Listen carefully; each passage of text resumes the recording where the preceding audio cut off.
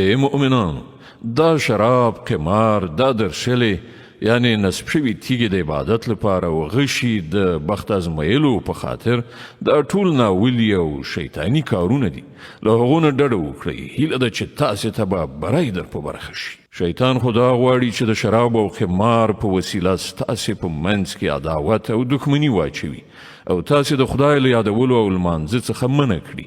نو آیا تاسې له دې چارو څخه لاس اخلئ د الله او د هغه د پیغمبر خبره ومنئ او د الله او د هغه د رسول له نافرمانۍ څخه رامنه شئ خو که تاسې حکم ته شا کړه وپوهیږئ چې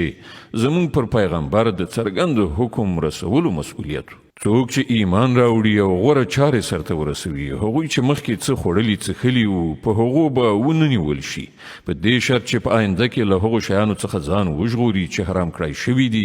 او پر ایمان ټینګ ودرېږي او ښه کارونه وکړي بیا چې له کومو شیانو منع وشي له هغو څخه لاس واخلي او څه چې د خدای امر وي هغه ومني بیا د خدای له ویرې سره ښه کړنلاره ونیسي الله نیک عمله خلق خوښوي